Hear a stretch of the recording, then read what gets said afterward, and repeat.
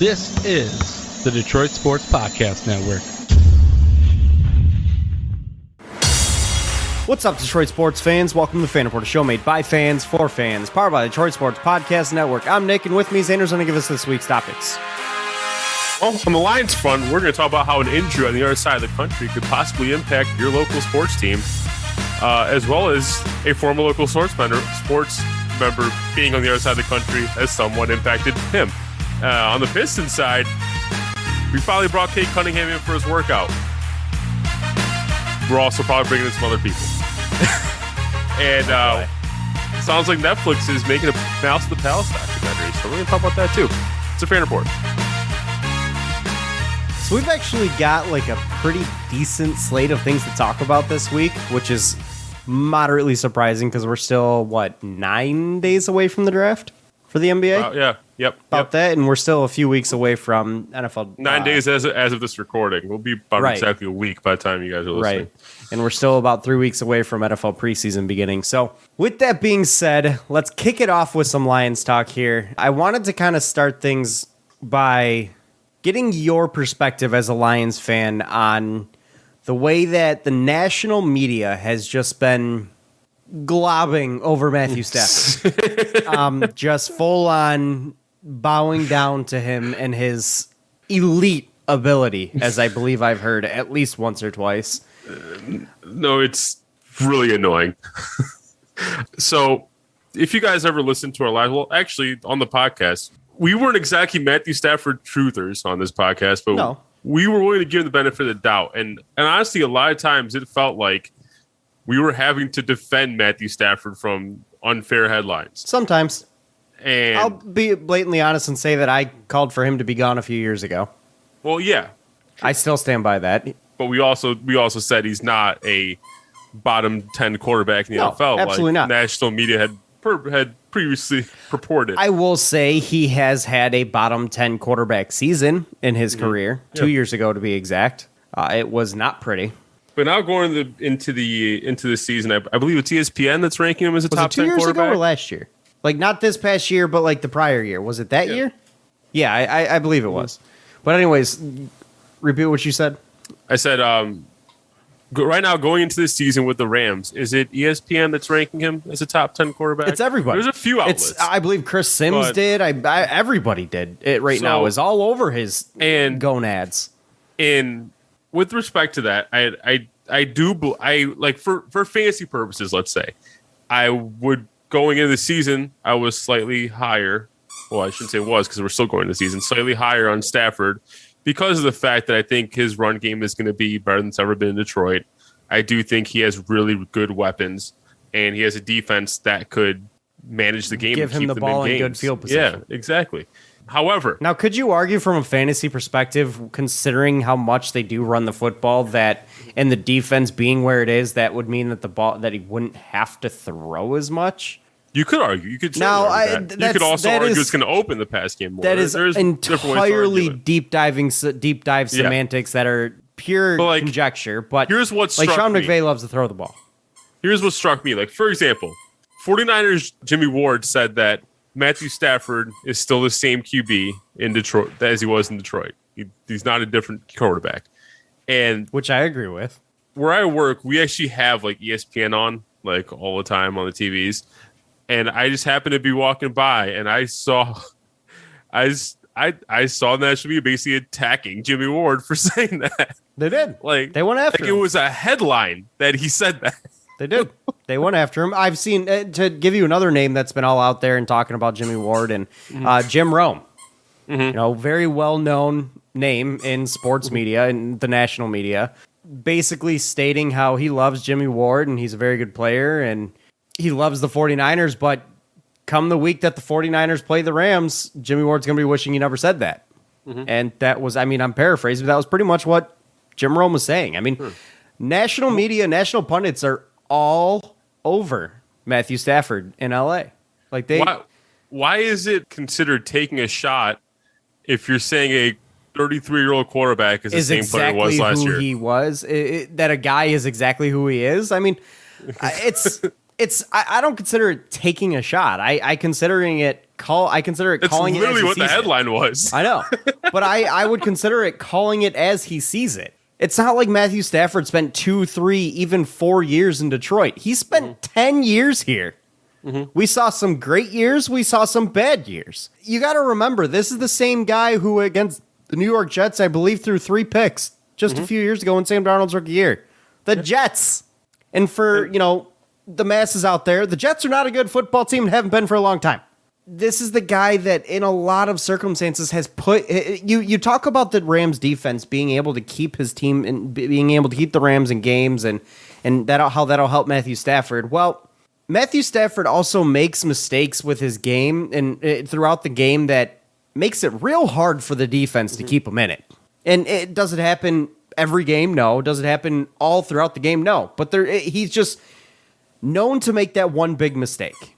And we've seen it time after time after time here in Detroit. And to see all these national pundits who for years have ranked him like 15, 16, 18, 22, 24 in the league at the quarterback position, and then all of a sudden he goes to LA and he's top 10, top 5 I've seen. Like, come on.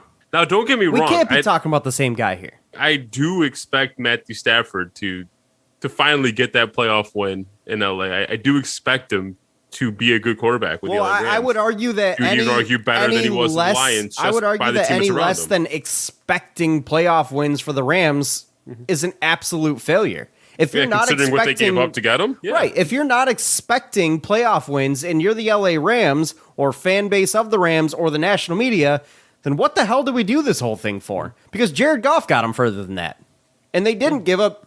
Well, they did give up a lot to go get Jared Goff, but still. But yeah, it's so painfully obvious that the national media is suddenly so warm to the idea of Stafford now he's in LA, but when he's in Detroit, I mean, it's annoying. I really hate to be that Detroiter that's always the national media just hates Detroit, blah blah blah. But sometimes it obviously does feel like they do. I hate that cop out though. I really do. But here that's at least 50% of the explanation. See, I don't even think it's 50%. I think it's like 10% of the explanation. I straight up think it's not. It might not even be 10%. I don't even think there's that much weight into it. I think it's 50% the team that's around him and 50% that he's in LA and not Detroit. I think it's about 10% that he's not in Detroit anymore. I think it's more like at least 40% that he's in LA now. I do think that plays a factor in it, but I don't think Detroit really has anything to do with that. The only thing I'm talking more so from small market team to LA rather than like I don't really the media hates small, like the media does not ever get the benefit out of a small Let me market put team. it this way. We here in Detroit, as Detroit sports fans, are no longer allowed to call anything in this city sports related a small market. Never again can we do that. Right? We are a very above average market. We're not quite top 5, top 10 maybe. We're a mid-market team. We're an above average market. We like to refer to ourselves as a small market team. When your ownership is willing to go out and spend hundreds of millions of dollars to give your team one of the top 3 payrolls in the sport, you are no longer a small market organization. You are no longer a small market anything. You're not a destination. No, I'll agree with you there. You're not a destination, but the city of Detroit and their teams are not small market. And they're not allowed to be called that anymore. They've lost that right. When Mike Ilitch went out and bought a championship in 2002 and tried to buy championships with the Tigers in 2008 to 2012, you are no longer allowed to reserve that right. In the NFL, the Fords can't call them a small market either. Sorry. They are one of the largest, they're one of the richest families in the entire history of the state of Michigan. You can make an argument that the Lions are one of the reasons why national pundits are all over Stafford now, but not the city of Detroit. You can't say it's Detroit being shit on by the media. No, that's kind of part of it. It's the Lions who happen to be in Detroit. It's part of it. I'll give you the team. If it were the Browns, let's say Baker Mayfield went to LA and they globbed all over him even more than Matthew Stafford. Granted, Baker Mayfield's already getting globbed over, but if he went there, I'd say the exact same situation. It's because it's the Browns, not because of the city of Cleveland. But anyways, that's a runaway freight train conversation. Yeah. So, but to see, like, do you answer me honestly? Do you think Matthew Stafford is a top 5 quarterback in this league? No, I never said he was. Do you think Matthew Stafford is a top 10 quarterback in this league? I always reported that he was top 15. That's what I always said. That's what I always stuck by. I would never say top 10. I'll agree with you. I think he's somewhere between the 10 and 15 range, and I think he has been for a long time. Has he had very good seasons? Yes. But you know what? So has Eli Manning. So has Mark Sanchez. They both have had very good seasons. Hell, Mark Sanchez won to an AFC championship. Eli Manning won Super Bowls. Would I consider Eli Manning one of the greatest of all time? Hell no. But dude threw for almost 5,000 yards one year. I mean, does Matthew Stafford have a good team around him in LA? Yes. But do I think that team makes him a top 5 quarterback? No. Do I think it makes him a top 10 quarterback? No. I think he could be fringe top 10 this year. And I do believe it. I think he's got a good opportunity. If he plays well, he very well could be sneaking into that top 10 ranking, where he hits at number 9 or number 10 or even number 8. But I don't think you see him go top 5. No way. We're talking about the same guy who showed a lot of immaturity for a guy who had 10 years in the league here in Detroit. And I'm not meaning how he handles the media or anything or his team. I'm talking about how he plays in the field. The decision making, the reads on the defense. There is a very clear difference between guys like Russell Wilson, Aaron Rodgers, Josh Allen, Tom Brady, and Matthew Stafford. Very clear difference. All of which I would consider to be better quarterbacks than Matthew Stafford. And there's other names out there I would still put up there over Matthew Stafford as well. He's a good quarterback. But to see the media just all over him like he's the savior for the city of LA and the Rams organization. He's the next coming of Kurt Warner of the Rams. And he's going to bring not 1, not 2, not 3, not 4, but 5 Super Bowls. And I know I'm quoting LeBron and not any of the national media, but that's not fair. But it's relevant. And it, based on how the media has been just all over Stafford, you'd make it sound like that's what was going to happen. He wasn't going to bring not 1, not 2, not 3, not 4, but 5 Super Bowls to LA. Sounds like they believed it what they traded. I mean, the expectations have to be high. He's got a lot of talent around him. He's got a coach who a lot of people believe is one of the best coaches are in the league. I'm starting to think the bloom is coming off the rose with Sean McVay quite a bit, and I'm saying that maybe teams have started to figure him out a little bit. I'd agree there. But I still think he's a good coach. I don't like that he gave up on Jared Goff, a guy who got him to a Super Bowl. I don't think that shows too many positives about a coach, but you can also turn that around and say maybe he recognized quickly enough that he wasn't the guy. It's a double-edged sword. But he's not going to tie himself to a proverbial sinking ship, right? Maybe? Right. And all I'm going to say is this, for the national media's sake, for Sean McVay's sake, and for the Rams organization's sake, Matthew Stafford better, and I mean better, bring them some playoff wins. He better, because if he doesn't, everybody needs to be fired. Now, I'm including some of the, like Chris Sims, get out of here. Well, you don't know shit. Here's the follow-up question. Cam Akers tore his Achilles. How does that impact the expectations in LA? Cam Akers is a good football player. He's a very solid running back, a good running back. He was the guy towards the end of the season. He was, and for good reason. I mean, he really separated himself. However, we're talking about a league where the running back position is plug and play almost in a lot of cases. And in an offense like the Rams, who for much of last season operated with a 2 to 3 headed back type situation, I think they'll be fine. It's not, first off, it's not anything Matt Stafford's unfamiliar with. Yeah. Second off, Cam Akers, we're not talking like Cam Akers. I mean, we're not talking Derrick Henry or, I don't know, insert super, like, we're not talking, I'm just going to leave it at Derrick Henry. We're not talking Derrick Henry or Christian McCaffrey or Saquon Barkley here. We're talking Cam Akers. He ain't that type of guy. The offense doesn't run through Cam Akers for the most part. Like, he's not the primary guy on that team. They have other playmakers that the offense can and will, even if Cam Akers was there, run through. Does it hurt them? Yeah, at least a little bit. And for fantasy purposes, I think it hurts quite a bit. But in terms of whether or not this team can win games, I still don't think there's any excuse here. If you're telling me that the Rams are an 11-12 win football team with Cam Akers, they better damn well be an 11 win football team without him. They've already said that they're not going to be looking elsewhere for a running back, and they're going to trust who they have, aka Darrell Henderson, who's already hurt. Right. And to be honest with you, I think that they will at least have to bring in somebody. Yeah, because Darrell Henderson's going to get hurt eventually again. Right. And I think there's one name in particular that Stafford's familiar with that could possibly be wheelchaired in to AP? Yep. To potentially take some carries out of that backfield. And that's exactly what I'm talking about is AP. And I think AP would very much welcome the opportunity to run it back with Stafford in LA. He loves Stafford.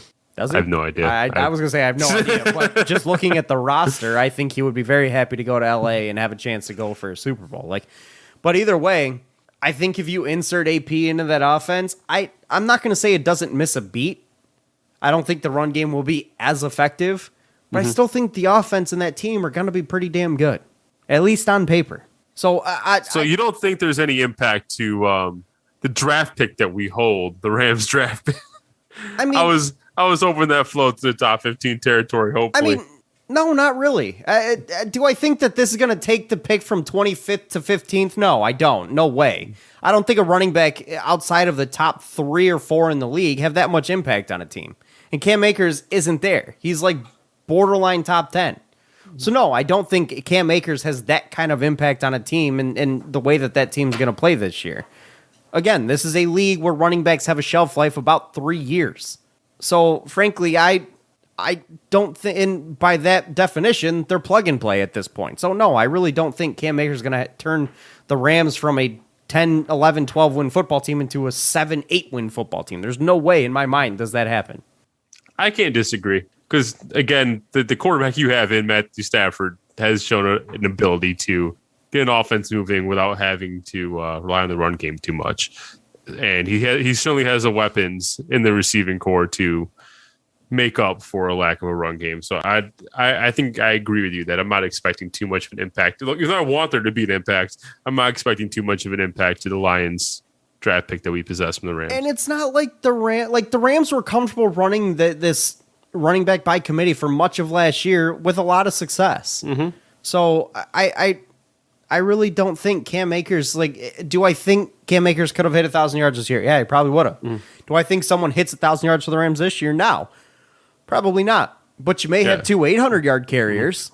Yeah, a lot of people thought that Cam Akers hits 1,000 yards this year after the way he ended last year. Right. And they basically gave him the keys to the backfield. I don't disagree with that. But now you may have 2 800-yard carriers or an 800 and a 7-yard carrier. It doesn't matter who gets the yards as long as they're getting them. Do I think the running game is quite a little bit less effective? Yes, but I still think the running game will be just fine. I think there's a big enough threat to bring guys out of the box so that there is room to run. So I don't think running backs have that much of an impact on a team unless you're one of the best running backs in the league. And I don't think Cam Akers is quite that yet. Well, maybe not anymore. I don't know if he ever will be now. Yeah, torn Achilles, it does a number on you specifically as a running back. You got to feel bad for a guy like Cam Akers who really hit his stride at the end of his rookie year, looked like he was going to be the guy in LA for years to come, tears his Achilles in his second in the training camp before his second year, and now you look at him and say, well, who's next? Yeah, he was supposed to blow up this year. Right. I mean, his fantasy ADP was top of the second round. Right. And now you look at him and you say, all right, who are they drafting a running back next year? Because who's his replacement now? He doesn't even get to have a chance to go after that second contract because it's done. Yeah. That injury right there. Maybe they commit to Darrell Henderson? No, I think they gave Darrell Henderson 1 year before they drafted Cam Akers. Right. So. Well, I'll argue in the case of Cam Akers, that is career-ending almost. He'll never be the same player anymore. And for running backs, it's the death sentence to your career. Mm-hmm. It is. You may still bounce around from roster to roster or even stick with your roster, but you'll never be the guy you could have been. And I hope Cam Akers is young enough to actually recover most of the way. Mikel LaShore dealt with it, and he never came out. One could argue that Mikel LaShore wasn't that good to begin with. Fair, but in terms of running backs, a torn Achilles, how many running backs recovered from a torn Achilles? I was so happy we drafted him. Yeah, you can probably count on one hand. I don't think I could count one because I don't know off the top of my head a lot of running backs. I don't think I can count one. AP suffered torn Achilles and he's become a serviceable back, but he's not AP. A lot of that has to do with age too, though. Right. Like you said, McKell is sure, but the argument could be made he wasn't that good to begin with. So I don't know. That's a good question. And one that I frankly don't know the answer to. But based on the nature of the injury and what it does to guys and what it does to players' bodies and players' ankles, it ain't looking good for his career for the future. So, shall we move on? Yes. Alrighty. So, that cover all of our Lions topics? I believe it did. Yeah, it was a twofer. It was. All right. So let's pivot over to the Pistons. We had a little fun moment last night with, and obviously if you're on Twitter, you've seen the picture circulating, but a certain someone who was much anticipated in this town. And this is why I say that come day one, he's going to be the face of Detroit sports. But Cade Cunningham was in town and got to take in a Detroit Tigers game last night. And a good one. 14-0 win over the Texas Rangers. Destroyed his hometown team. That's what I like to see. But does it excite you at all to see Cade Cunningham already in town, coming around, doing things, like not just coming in town, do his workout, and leave? And to see him see how much he's being embraced by the fans just with the chants they're breaking out in Comerica. Like I love it. And I had heard that he was actually there with Dwayne Casey and Sadiq Bey. From what I had seen, or from what I had heard, that Dwayne Casey, Sadiq Bey, and I think someone else, I think Troy Weaver also were in a suite at the Tigers game, but I had not heard it confirmed that was the suite Cade Cunningham was in, so I don't know for sure. But I would imagine he was. I mean, it makes sense if his workout was yesterday, they go to the Tigers game together after. It would be a smart recruiting tool by the Pistons to just welcome him to the city by taking him out, showing him what you can do around here. What a young guy. What if Troy Weaver just walked on and paid some of the fans to start the chant? That was even better. To hear the chant start, that's got to make a young kid feel good, right? Oh, yeah. I mean, did you see his face? He was digging it. Let's hope he continues to embrace the city. It was obviously a lot of fun to see him in town, and then he went through his light workout, as they called it. Mm-hmm. The emphasis on the light apparently is important, but hey, you don't want your number one draft pick getting hurt on your pre-draft workout. The fact that's a light workout, all right. Well, I'll let you finish what you were saying. No, go ahead. I said the fact that it was a light workout already gives me some confidence that it's who we're going with. I mean, yes and yeah. I firmly believe the Pistons are going with Cade Cunningham. We don't need a seat. We got it. Like we get the point. Are you at all now? Are you at all concerned with the fact that the Pistons are going to be bringing in Jalen Green, Jalen Suggs, and they've asked Evan Mobley to come in for a workout as well? Does that concern you at all? Not even in the slightest. Again, from the very beginning, Troy Weaver said they're evaluating 4 to 5 guys. I completely expected them to work out those top guys. And here's why though. Other than that, because Dwayne Casey asked Cade Cunningham if he makes his bed, and he said no. So obviously the Pistons are not going to be taking Cade number 1 overall. They're going with Jalen Green. Damn it, Cade, lie. Just say you do. Does that annoy you? The make your bed thing? Do you buy that anymore? Have you never been in an interview where they ask you weird questions? I mean, yes, I have, but I don't know. I mean, I think making your bed is a really pointless endeavor. I do too, because you're just going to hop into it later on and mess it up again. I would argue it's completely an inefficient waste of time. I agree. I understand. Unless you're expecting a special someone to come to the bedroom later, then that's different. Well, no, I'd even argue if you're expecting anyone to come over to your house. Yeah. Just for any reason, if they stumble into your bedroom, whatever. Yeah. Like if there's a potential for someone to be in your house that you are expecting company, you make your bed. But if I woke up on a Monday morning, and I'm not going to waste time in my morning making my bed. Hell no. If I just am going to work that day and then coming home after and doing nothing, hell no am I going to make my bed. I understand it talks about discipline and it's the old school hard working way to do things. I'm all about efficiency, baby. Yeah, I've been asked how many ping pong balls do you think would fit in this interview room? I've been asked to draw a house. Really? Yes. I wonder if they were looking for how much detail you'd put into the house. I don't really know. I think it was they gave me a piece of paper and a pen and said draw a house, and I was like, okay, all right, here you go. They followed up the ping pong ball question was saying, now what would you do with all the ping pong balls? What? Dump them out and throw them around the room because it's fun? I have been asked what state I would eliminate if I had to eliminate a state. I would merge the Dakotas. That's what I told him. But it was a very diplomatic answer. But yeah, so back to the topic. I'd do one better. I'd merge the Dakotas and the Virginias. There's no reason to have two Virginias. Yeah, we don't need a West Virginia. No. One Virginia's good. I get north-south. So we have like North-South Carolina, North-South Dakota, but like just a West. What? Why? And it's not like we have a West and an East Virginia. We just have a West Virginia. What if we split up Michigan and the UP just became North Michigan and we became South Michigan? No, thank you. I want everybody to be one Michigan. And then everyone with OCD goes crazy because we have 51 states instead of 50. But anyway, back to the topic. Yeah, I'm not at all worried. Again, I fully expected them to bring these guys in for a workout. The fact that Cade still is working out for near a team, that also encourages me. That's the part that calms my worries a little bit, is the fact that Cade isn't working out with any other team, as far as I know. Now, I've heard that he's not going to be, but that doesn't mean that the Rockets don't call and say, hey, come work out, and he doesn't. But I'd sure hope he won't.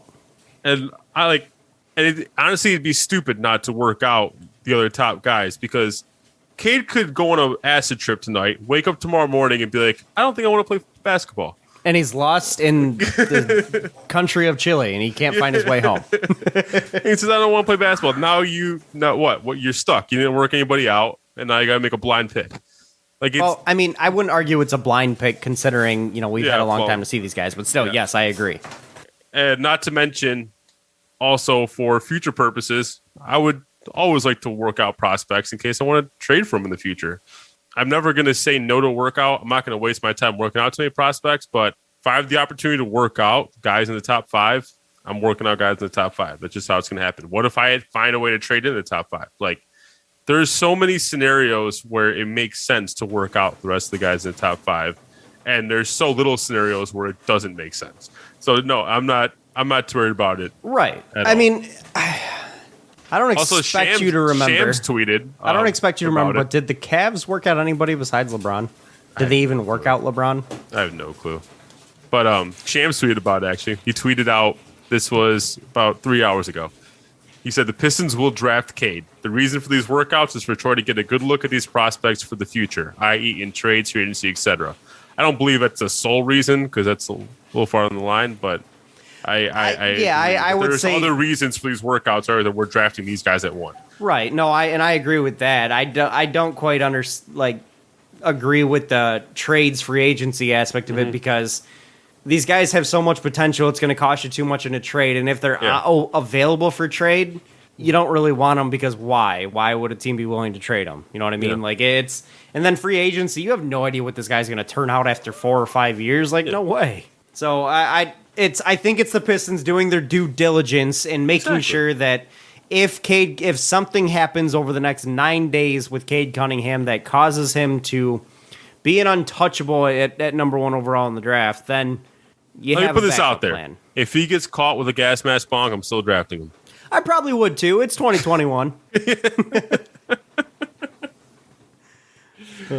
There's outside of like a felony, like a really bad felony, there's not much that's gonna stop me from drafting Cade next week. I agree with that. Cade is the guy. He's the guy I want. He's the guy I think the Pistons want, and he's the guy the city wants, obviously, because you had a stadium full of people chanting his name and then asking to take pictures with him out on the streets, and it makes me excited, because it makes me feel like he's gonna want to be here if everybody around is embracing him already, and he's getting to meet some of the people in the town. Like, the more I see him doing that, the more excited I am, because that just tells me that he's going to fit in here, and that, because this is a tough town. There's no doubt about it. It is a tough town to make it when it comes to being an athlete. I mean, even Matthew Stafford, a guy who, for all intents and purposes, did the right things, and he never really said the wrong thing or did the wrong thing, outside of just didn't win enough anyways. And he still had arguably more detractors than he had, and more detractors and haters than he had people pushing for him. So to be a guy that is universally loved, it's not easy to do in this town, and I'm hoping that Cade Cunningham can be the next guy that is one of those universally loved players here.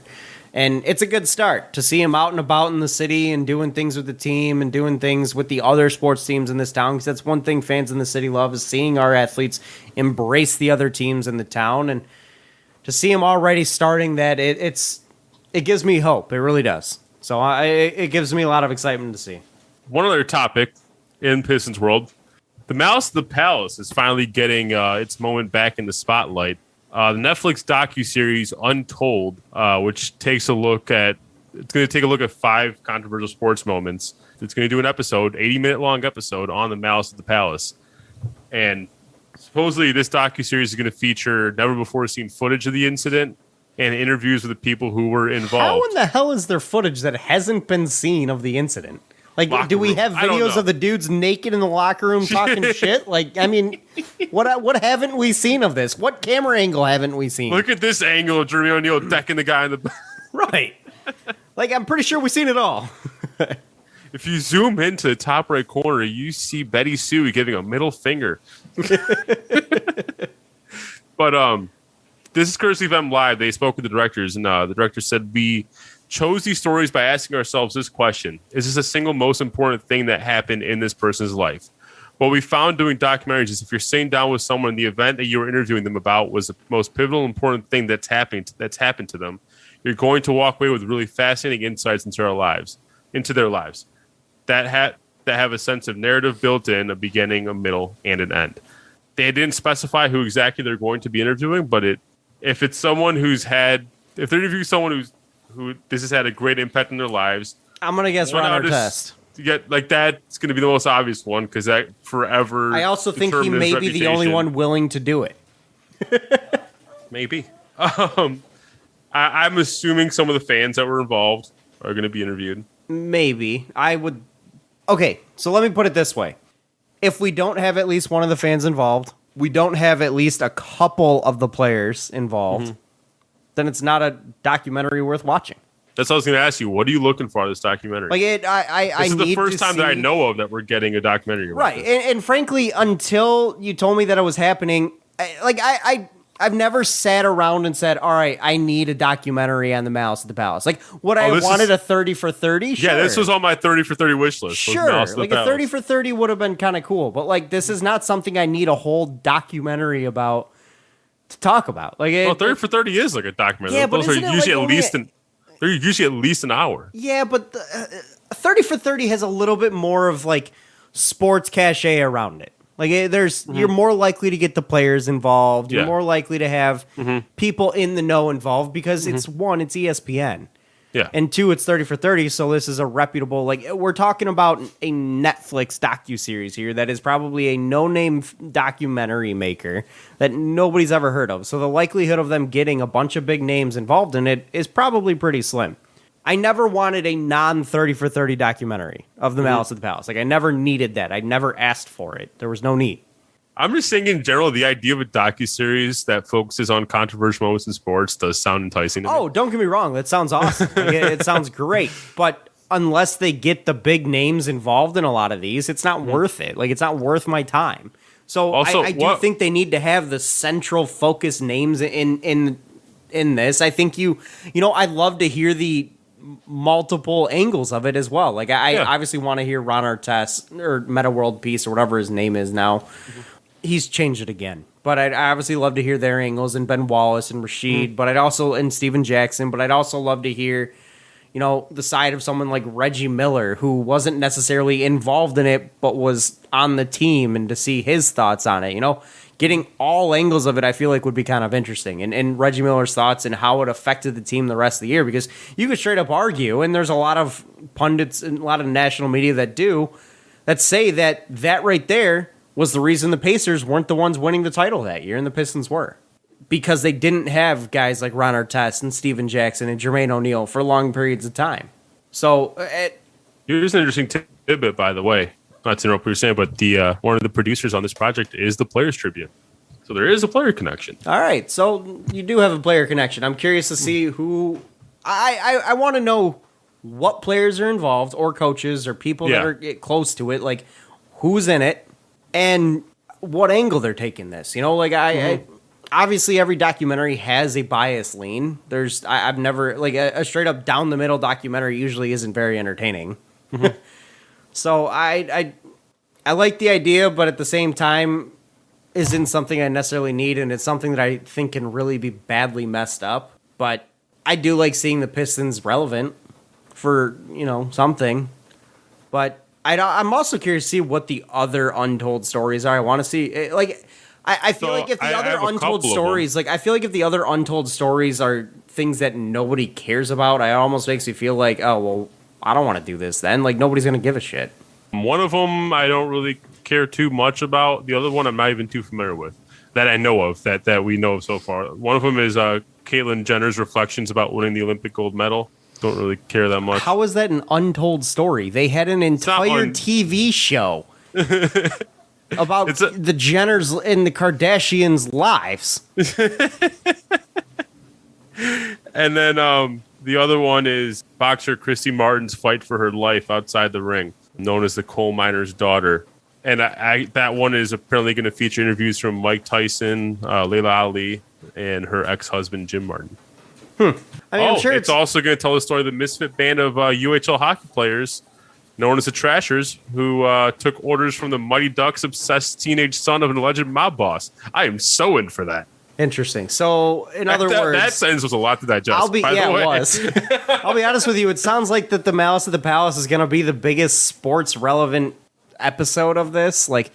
It doesn't sound like any of the others. Not to say that they weren't monumentous in their sport or in that person's lives, but they're nowhere near the level of NBA basketball in one of the premier teams of that decade. Yeah. Two of the premier teams of that decade. So I do have the final one if you want to know. I think it hurts. Yeah, go ahead. I think it hurts the whole series a little bit. Yeah. The final film will touch on how tennis player Marty Fish's struggle with severe anxiety disorder caused him to withdraw minutes before his 2012 U.S. Open match against Roger Federer.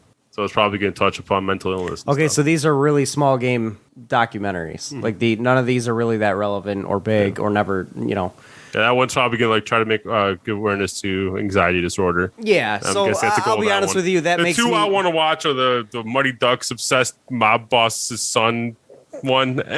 Yeah, I'll be honest with you. That one, that kind of makes me less excited about the whole thing because I don't know. It just there's not a lot of hype there. I actually have vaguely heard the story of. You said her name was Christy Mack.